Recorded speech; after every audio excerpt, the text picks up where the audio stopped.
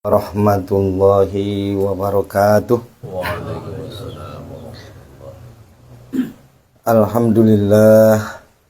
Alhamdulillahilladzi arsala rasulahu bil huda wa dinil haq liyuzhirahu 'alad dini kullih. Asyhadu an la ilaha illallah wahdahu la syarikalah wa asyhadu anna sayyidina Muhammadan abduhu wa rasuluh. Allahumma salli ala sayyidina Muhammad wa ala ali sayyidina Muhammad. Rabbi shrah li sadri wa yassir li amri wahlul 'uqdatam min lisani yafqahu qawli. Wa qala ta'ala wa ma arsalnaka illa rahmatan lil alamin. Amma ba'd, segala puji dan syukur kepada Allah Subhanahu wa taala senantiasa kita ucapkan, di mana Allah Subhanahu wa taala yang telah memberikan kita seluruh nikmat yang kita rasakan pada malam hari ini. Itulah nikmat kesehatan, nikmat umur, nikmat usia, di mana mungkin ada di antara kita yang sudah tidak Allah berikan lagi nikmat itu, sehingga mereka telah duluan berpulang ke hadapan Allah Subhanahu wa taala. Oleh karena itu, marilah kita banyak-banyak bersyukur, karena Allah memang mengatakan Allah suka dengan hambanya yang banyak bersyukur, yaitu abadan syakura, hamba yang bersyukur.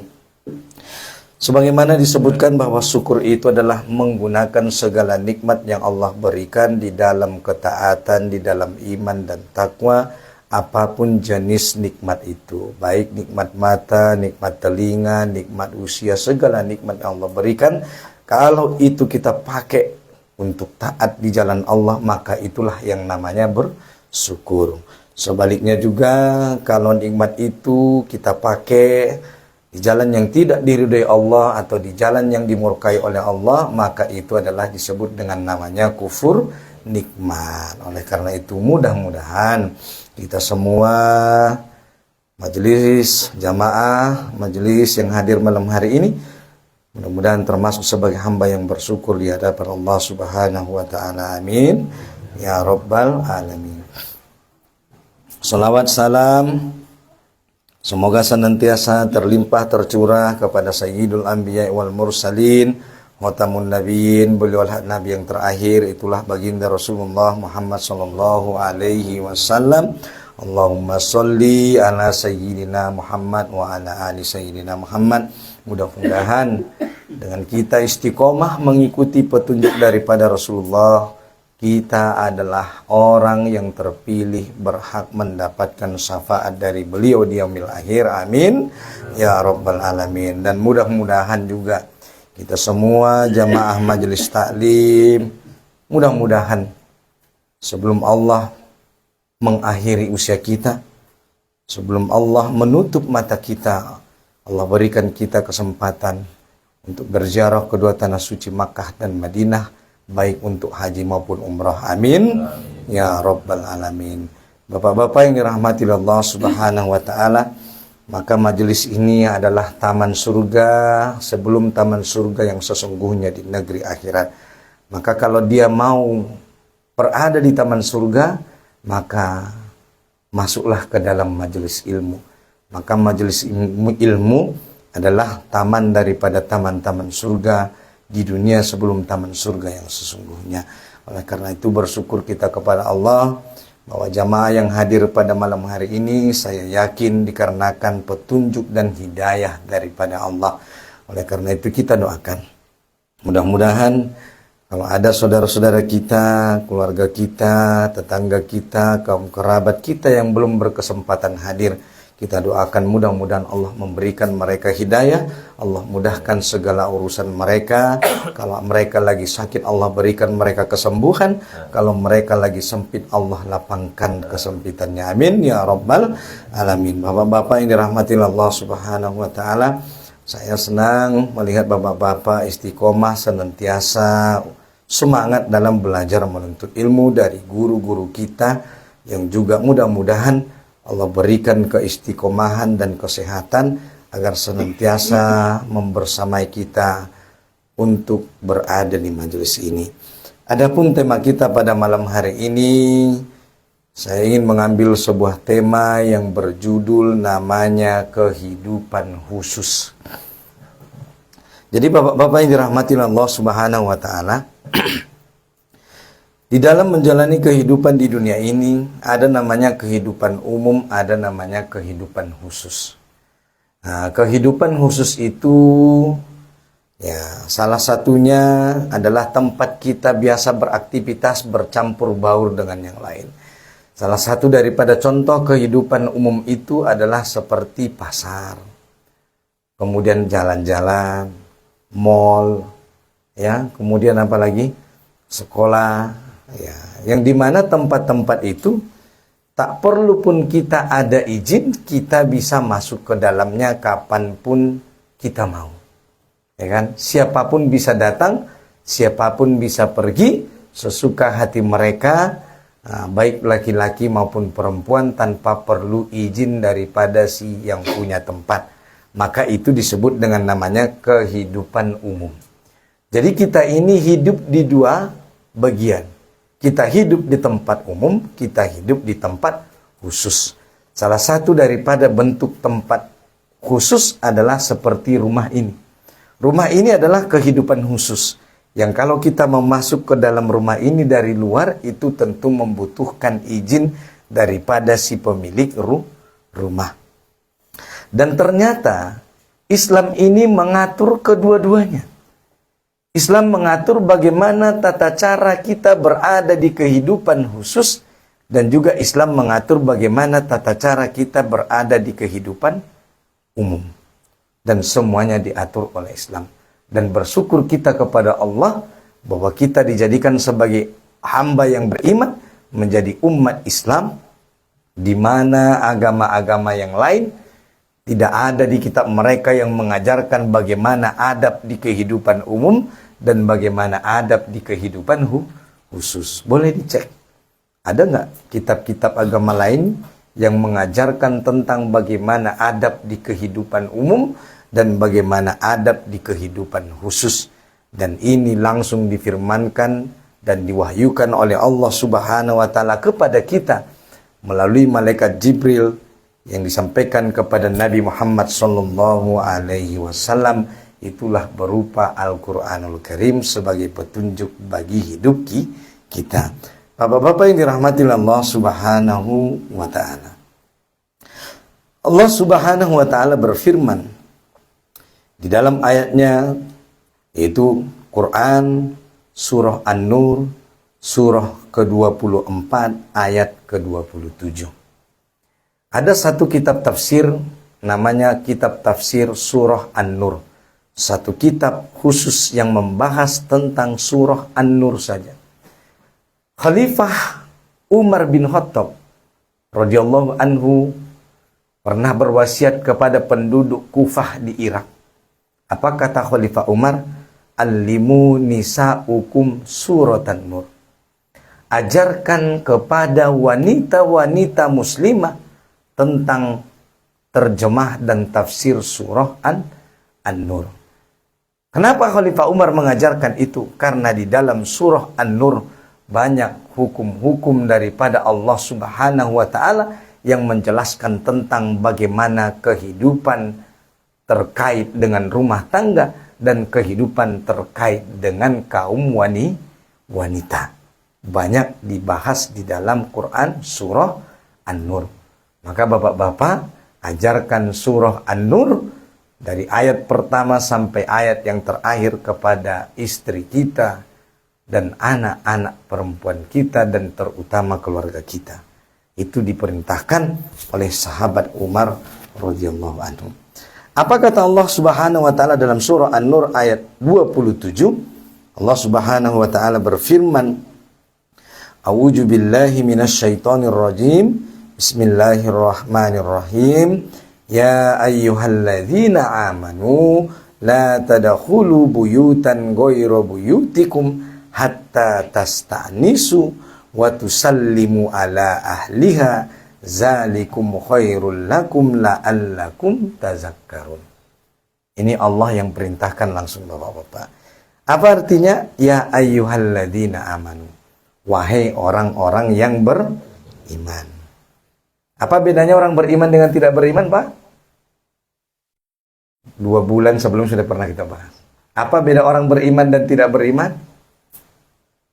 Surah Al-Baqarah ayat 3. Allazina yu'minuna bil ghaib. Bahwa orang beriman itu, kita mengulang kaji, biar nggak lupa sedikit. Orang beriman itu percaya dengan yang gaib. Itulah bedanya dengan orang yang tidak beriman. Orang beriman percaya dengan yang gaib. Masih ingat apa yang gaib?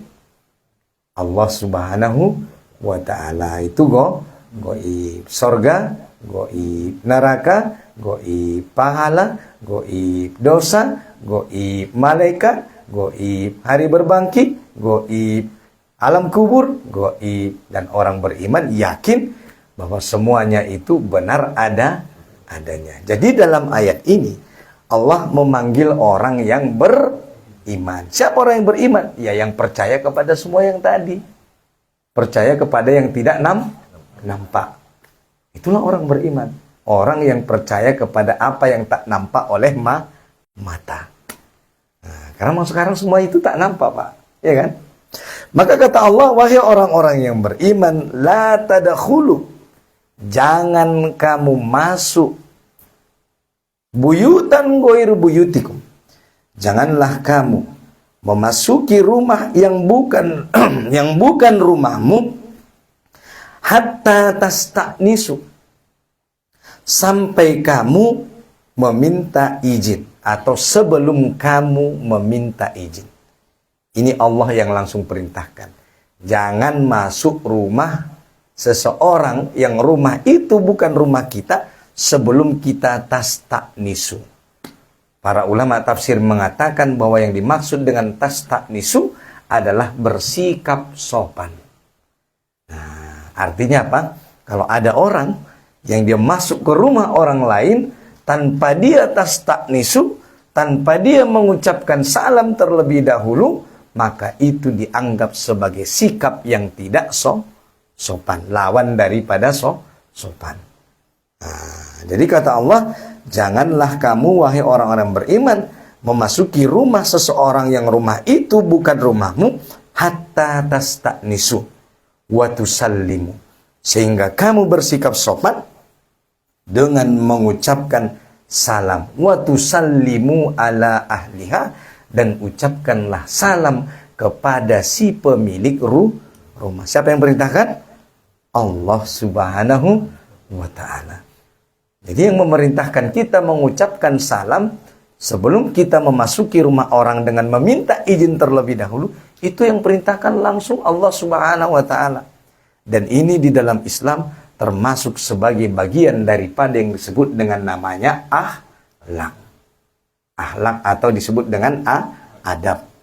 Maka kalau ada orang masuk dia ke rumah orang lain tanpa dia meminta izin terlebih dahulu, berarti bisa kita sebut orang itu adalah orang yang tidak berakhlak atau orang yang tidak beradab.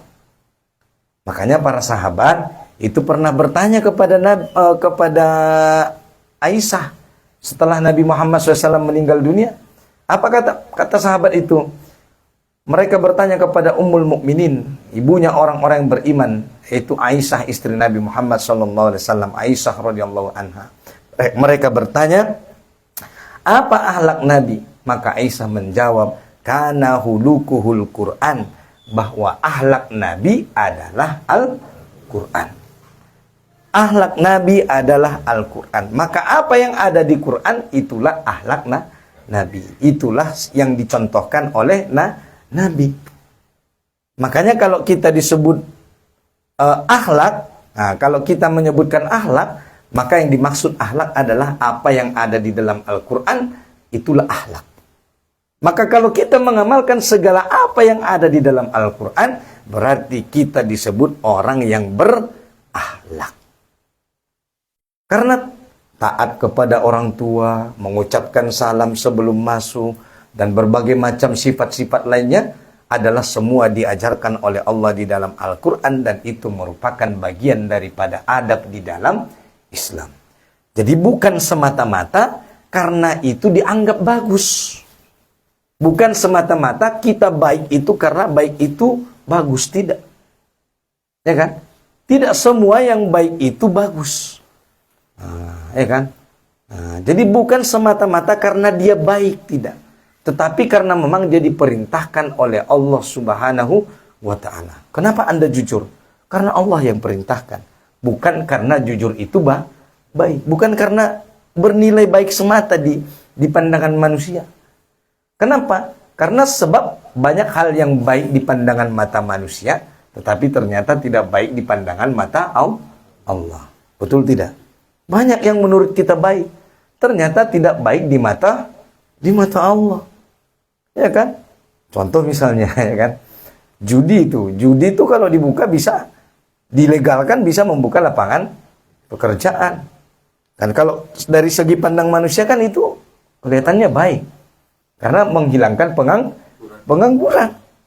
Nah, judi, khamar, ya kan? Kalau dibolehkan nih, dia membuka lapangan pekerjaan. Nah, kenapa? Karena manusia ini, Pak, melihat, menilai baik dan buruk itu sering berdasarkan hawa nafsu dan akal yang sifatnya terbatas.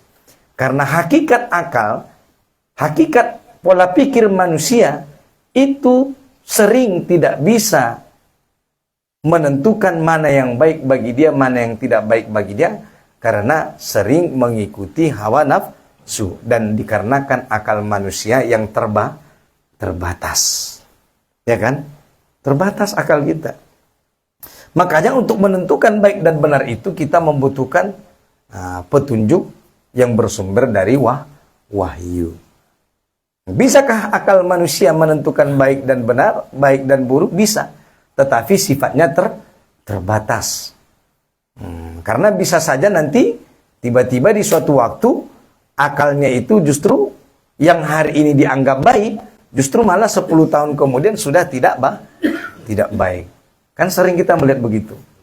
Ya, lihat saja misalnya Undang-Undang Dasar, ya kan? Dulu dianggap baik.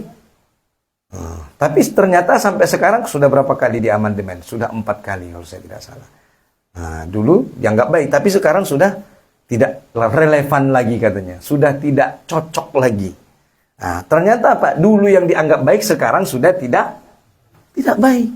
Itulah kalau baik hanya diserahkan berdasarkan akal manusia, tetapi tidak dengan baik menurut Allah. Apa yang dikatakan Allah baik 1400 tahun lalu, itu sampai hari kiamat juga akan tetap baik. Mau tahun berapapun nanti, tetap akan baik. Kalau Allah mengatakan dia baik, pasti di dalamnya akan tetap baik sampai hari kiamat. Itulah bedanya ketika menentukan baik dan buruk itu berdasarkan wahyu dan berdasarkan akal manusia. Nah itu dia. Oleh karena itu Allah Subhanahu wa taala memerintahkan kita jangan memasuki rumah orang yang lain yang rumah itu bukan rumah kita sebelum kita tasta'nisu, bersikap sopan dengan mengucapkan salam sebelum kita masuk kepadanya. Kemudian zalikum khairul lakum la'allakum tazakkarun, yang demikian itu lebih baik bagimu agar kamu selalu ingat. Jadi diingat-ingat, Pak. Terkesan sepele kadang-kadang. Kadang-kadang kita karena sudah dekatnya dengan seseorang sehingga kita merasa tidak perlu lagi mengucapkan salam. Ya. Meskipun itu rumah orang tua kita sendiri. Wajib bapak-bapak, abang-abang ini kalau mau masuk ke rumah orang tuanya pun harus ketuk pintu ucap salam.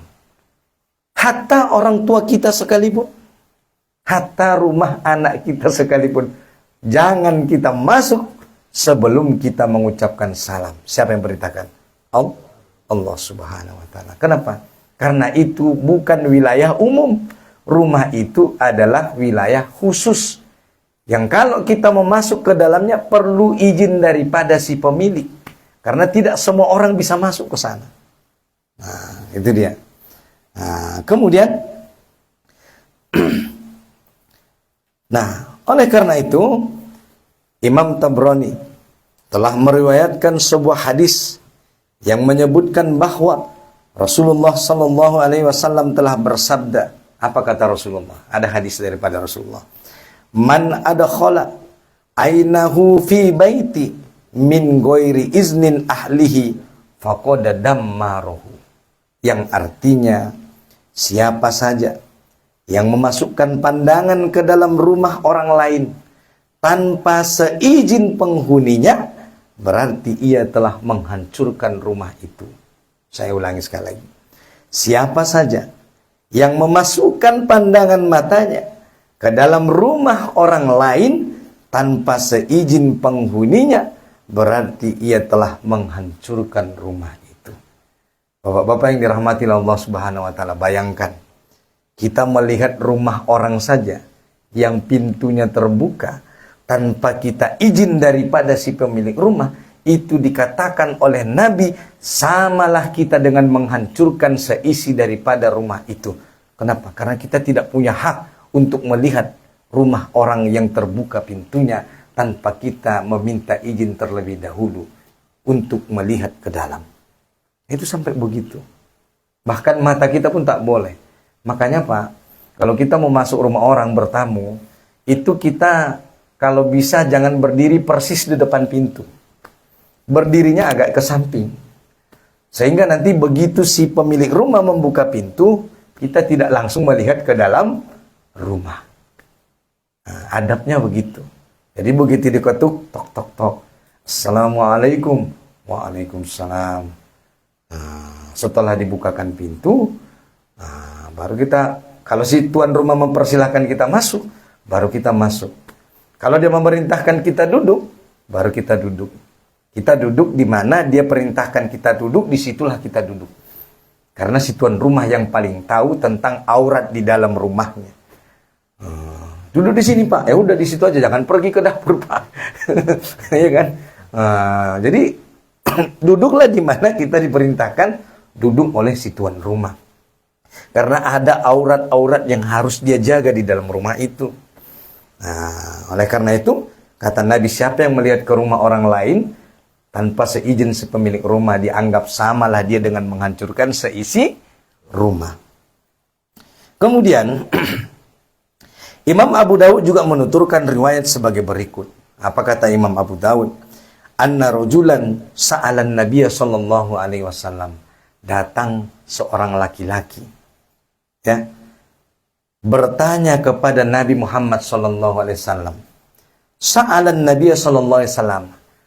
Apa pertanyaan laki-laki ini kepada Nabi Muhammad? Mari kita disimak. Kata laki-laki ini, "A'asta'jinu ala ummi?" Wahai Rasulullah, perlukah aku meminta izin ketika aku mau masuk ke dalam rumah ibuku? Kata si laki-laki, "A'asta'jinu ala ummi?" Qala, berkata Nabi Muhammad SAW, "Na'am." Iya, engkau harus meminta izin. Jadi laki-laki ini mau masuk ke dalam rumah ibunya, maka dia harus meminta izin, kata Nabi. Qala na'am. Qala, berkata lagi laki-laki itu, "Innahu laisa lahu khadimun." Sesungguhnya ibuku itu tidak punya pembantu di rumahnya.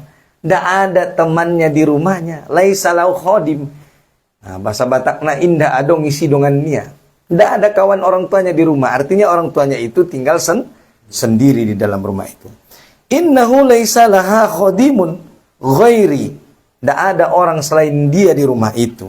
A'asta'zinu 'alaiha kullama dakhaltu. A'asta'zinu 'alaiha kullama dakhaltu. Perlukah aku meminta izin ya Rasulullah setiap aku mau masuk ke rumah ibuku? Setiap mau masuk. Diperjelas lagi sama laki-laki ini. Maka qala, berkata Nabi Muhammad SAW. Perhatikan jawaban Nabi ini.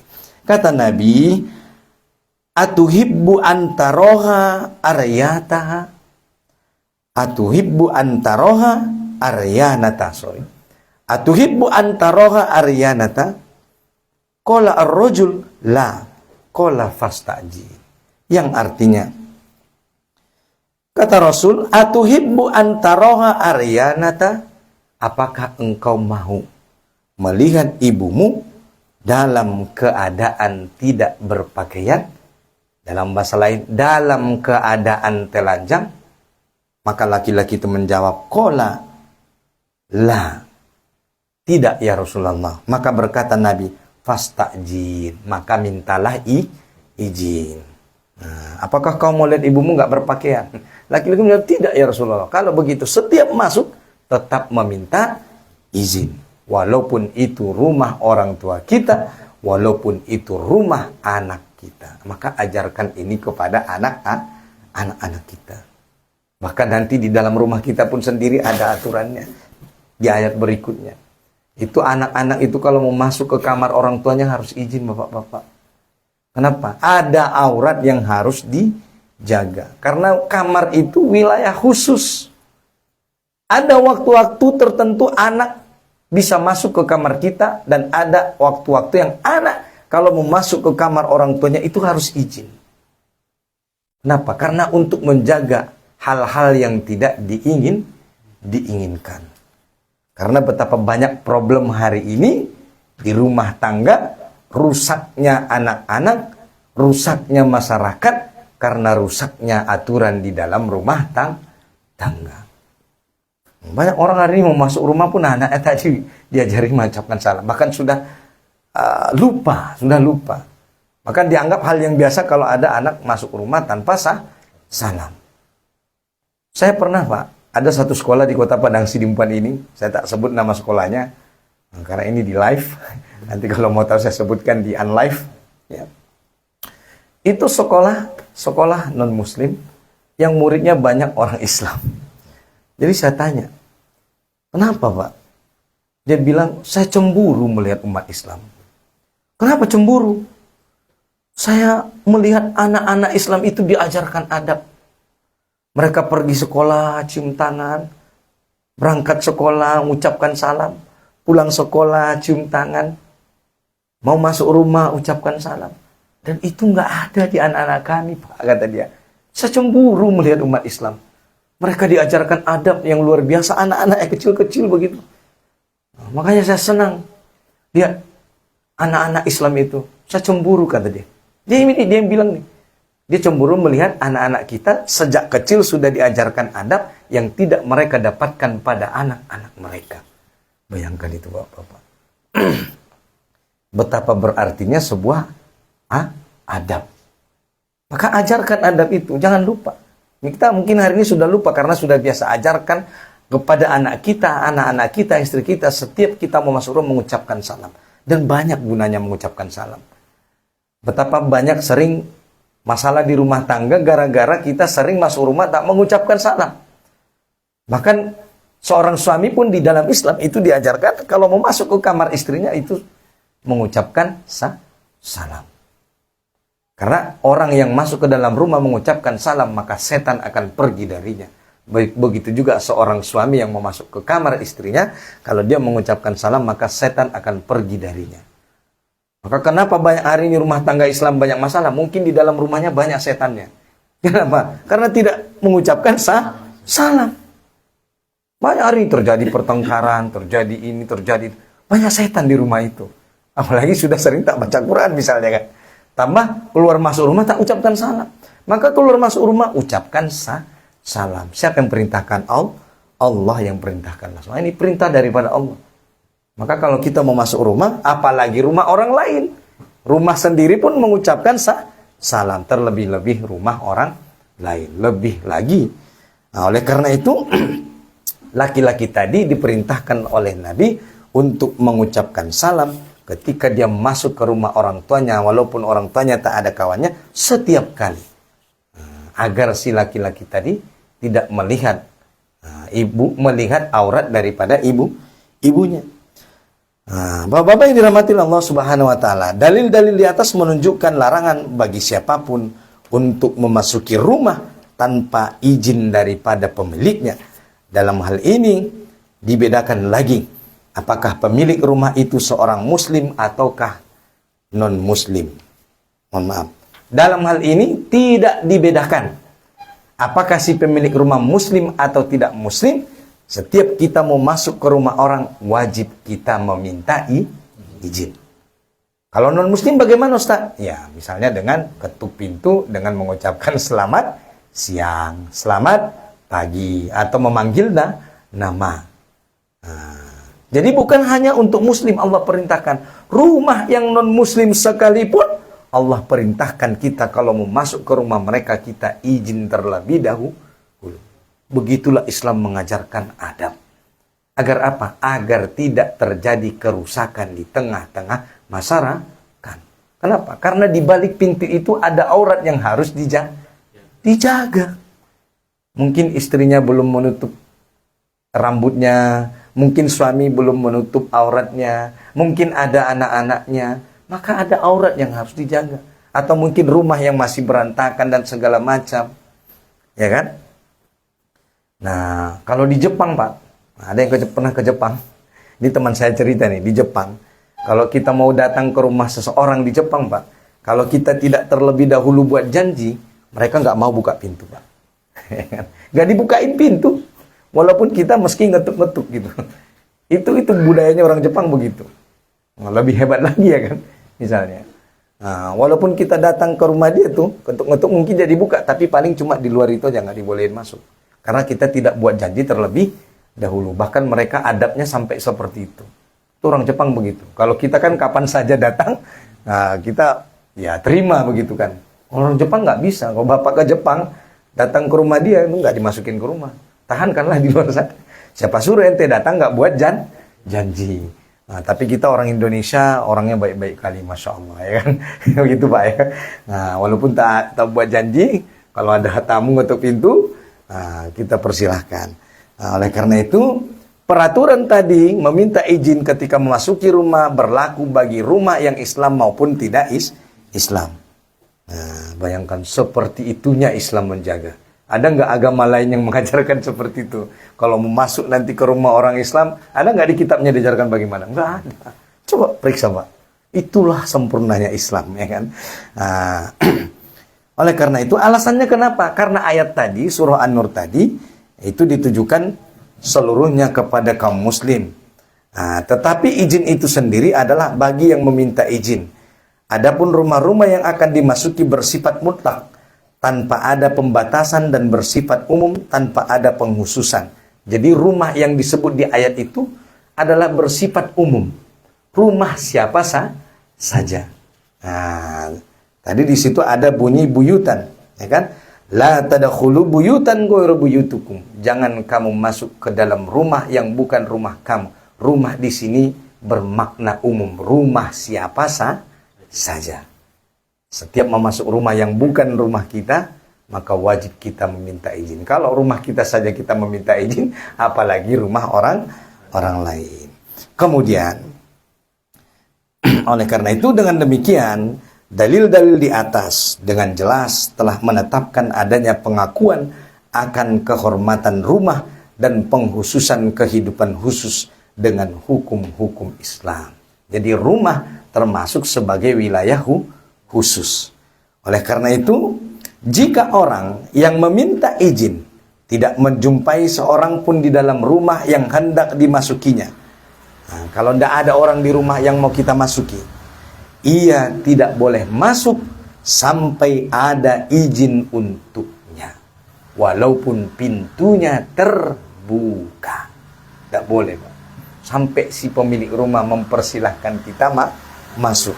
Walaupun pintunya terbuka. Iya. Walaupun pintu rumah orang tua kita terbuka. Iya. Gitu ya kan. Izin dulu. Jangan-jangan mungkin tadi dia masih belum memakai pakaian. Nah, oleh karena itu, ia tidak boleh masuk sampai ada izin untuknya. Kemudian berikutnya, jika penghuninya mengatakan kembalilah, dan ngetuk Pak, Assalamualaikum, Waalaikumsalam. Nah, kemudian si pemilik rumah mengatakan, kita di luar nih, diketuk oleh Bapak, Assalamualaikum, Waalaikumsalam. Boleh ketemu. Maka si pemilik rumah mengatakan, besoklah kau datang. Atau kembalilah besok. Nah, kalau si pemilik rumah mengatakan kembalilah, maka ia wajib kembali. Hukumnya wajib kembali. Sombong yang pemilik rumah Pak ya. Udah dikutuk nih, udah penting banget lagi urusannya kan. Mana udah mepet misalnya kan. Ini batal ini. Kalau si pemilik rumah Pak nggak boleh ngizinkan kita masuk. Kalau dia bilang balik besok saja, balik Pak. Hukumnya wajib di dalam Islam Bapak balik. Jangan lagi berdiri-diri Bapak di depan pintu. Balik. Jangan tunggu-tunggu lagi. Dia kadang-kadang masih ditunggu-tunggu Pak ya. Balik Pak. Maka ia wajib kembali dan tidak boleh memaksa untuk masuk. Bukalah dulu sebentarnya, 5 menitnya, nggak sampai 1 jam. Nggak boleh Pak, balik. Siapa yang bilang? Allah yang bilang. 2 menit, 2 menit. Nggak boleh Pak, balik. Karena si pemilik rumah telah mengatakan kembalilah besok. Mungkin ada hajat di dalam rumah. Kita tidak tahu apa kegiatan dia di sana. Maka ada aurat yang harus dijaga. Jangan lagi berdiri di depan pintu. Nanti Bapak dengar apa yang nggak harus didengar. Balik Pak. Ya kan? Nah, kita nggak tahu si Ahlul Bait lagi ngapain. Kalau dia bilang, suami saya tidak di sini, kembalilah besok. Ataupun suaminya di situ mengatakan kembalilah besok. Walaupun yang datang si tukang tagih hutang, maka balik. Karena si pemilik rumah tidak kasih izin. Akhirnya sekarang di kolektor, wah dipaksa ya. Di tengah jalan dia. Jadi balik Pak. Ya kan? Itu adab di dalam Islam. Karena begitu Allah memerintah dan hukumnya wajib. Dia tidak boleh memaksa masuk. Nah, kenapa? Karena Allah Subhanahu wa taala mengatakan. Ada dalilnya Pak. Nggak sembarangan. Allah yang bilang. Mana dalilnya? Surah An-Nur ayat 28. Kalau tadi ayat 27. Masih ada waktu Pak? Berapa menit lagi? 10 menit lagi. Oke, 10 menit lagi sampai jam 9. Kalau saya lewat tolong diingatkan. Nah, karena ini nggak akan selesai 1 malam. Ya, belum sampai. Soalnya 10 menit lagi. Apa kata Allah dalam Quran surah An-Nur ayat 28? Kata Allah Subhanahu wa taala, mohon maaf Pak, saya nggak banyak bercanda ya. Nanti bercandanya belakangan aja. Fa illam tajidu fiha ahadan fala tadkhuluha hatta yu'zana lakum. Nah, yang artinya jika kamu tidak menemui seorang pun di dalamnya, maka janganlah kamu masuk sebelum kamu mendapat izin, walaupun pintunya bisa kamu buka atau terbuka. Karena kalau Bapak tetap memaksa masuk, maka nanti yang muncul apa? Fitnah Pak. Muncul fitnah. Nanti ada yang hilang, siapa yang dituduh? Ya si Bapak. Ada kejadian, siapa yang dituduh? Si Bapak. Nah, maka jangan masuk rumah orang yang kalau gak dapat izin. Maka kalau misalnya ketuk pintu rumah Pak, tok tok tok, assalamualaikum, yang jawab si istri. Nah, bapaknya si ini ada nggak di rumah? Oh nggak ada Bang. Nggak usah lagi paksa buka pintu, balik aja. Oh ya udah nggak apa-apa. Kan nanti dikhawatirkan muncul fitnah. Oh sombong kali yang punya rumah ya. Masa kita datang pintunya pun tak dibuka? Mohon maaf Pak, suami saya nggak di sini. Kenapa? Karena Islam begitu mengajarkan. Begitulah Islam menjaga rumah tangga itu. Kenapa Pak? Karena banyak hari ini problem muncul karena itu tidak dijaga. Ya kan? Banyak problem hari ini di rumah tangga. Tak usah saya cerita. Panjang cerita nanti. Ya kan? Ada tuh teman saya mengadu.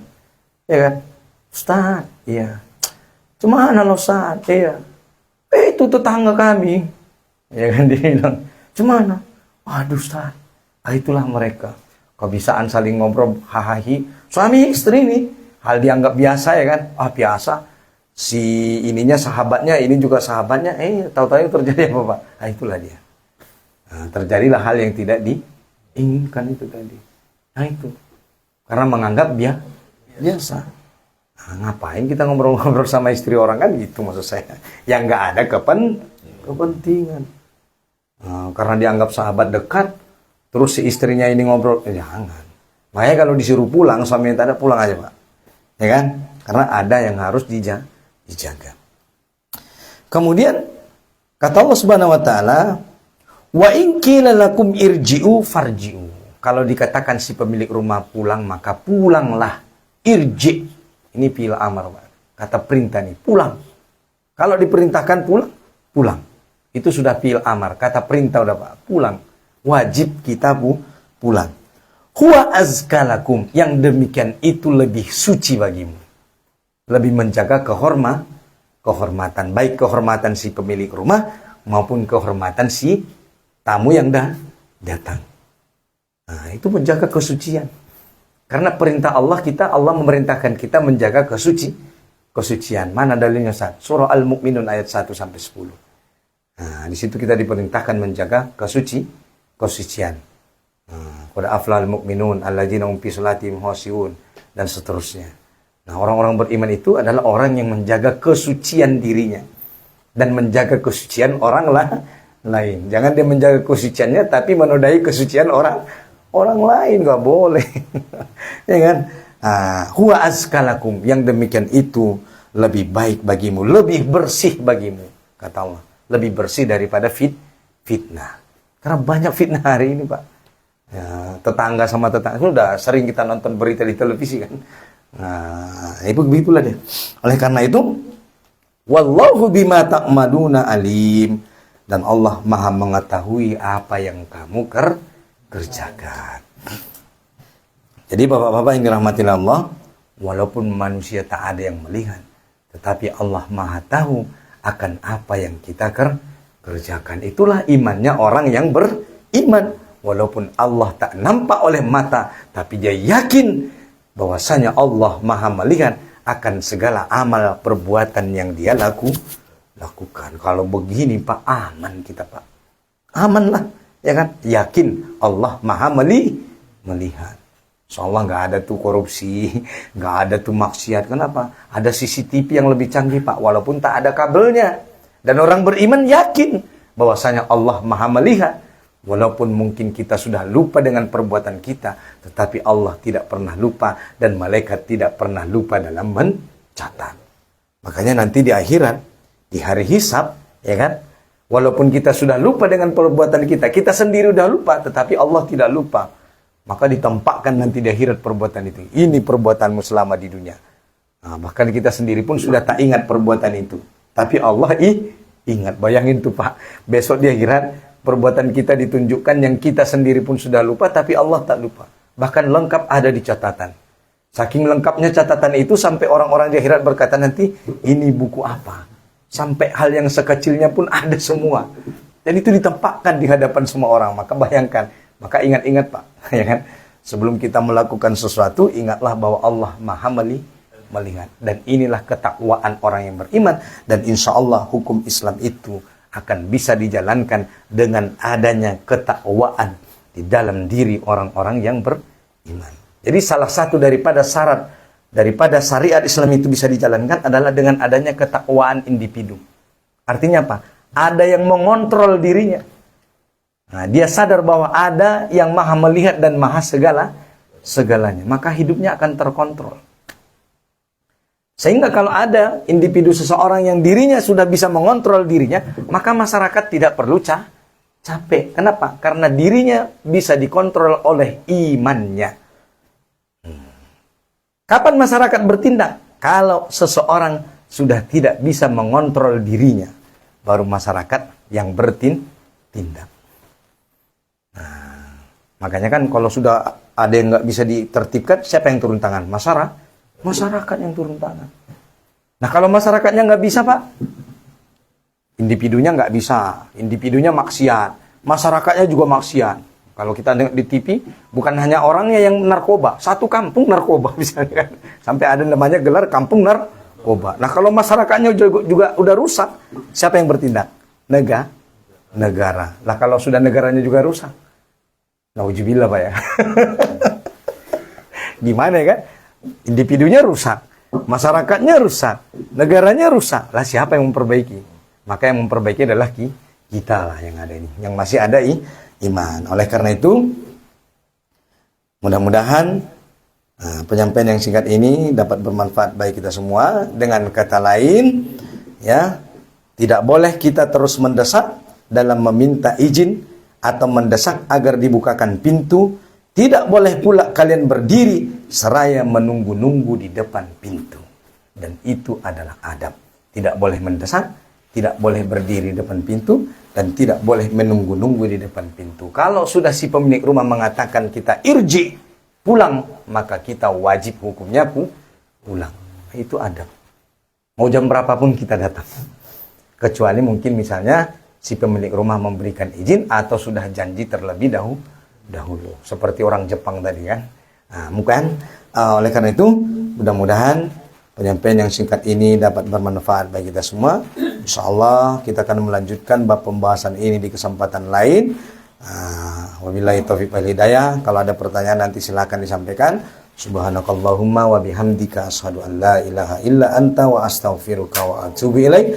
Assalamualaikum warahmatullahi wabarakatuh. Waalaikumsalam. Mana tahu ada pertanyaan?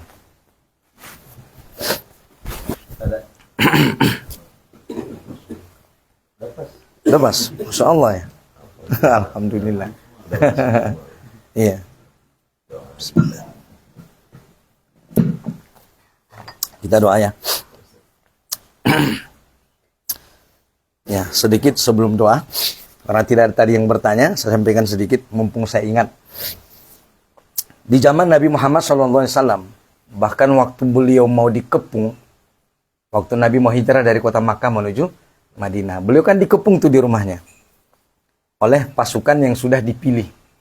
Nah, sudah mengelilingi rumah Nabi Muhammad. Bahkan orang, mohon maaf ya, orang yang nggak beriman sendiri pun di zaman jahiliyah itu tak berani mendobrak pintu Nabi, nah, walaupun mereka mau membunuh Nabi. Bayangkan Pak, orang kafir saja yang nggak beriman, itu adabnya begitu, ya kan? Bayangin zaman sekarang Pak, ya kan? Zaman sekarang ada ulama ditangkap bahkan nggak ngetuk-ngetuk pintu, ya. Itu lebih jahiliyah daripada orang jahiliyah. Orang jahiliyah sekalipun Pak, itu nggak berani menangkap Nabi, nggak mau menangkap Nabi karena menjaga adab. Orang kafir jahiliyah sendiri pun sangat tahu adab. Itu mereka nunggu Nabi keluar, sehingga begitu Nabi keluar mereka tertidur kan, baru Nabi taburkan pasir di kepala mereka kan begitu. Nah itu bayangin, itu mereka nunggu pagi hari. Bayangkan kemarin tuh ada ulama ditangkap, nggak nunggu pagi hari, langsung malam itu juga ditangkap.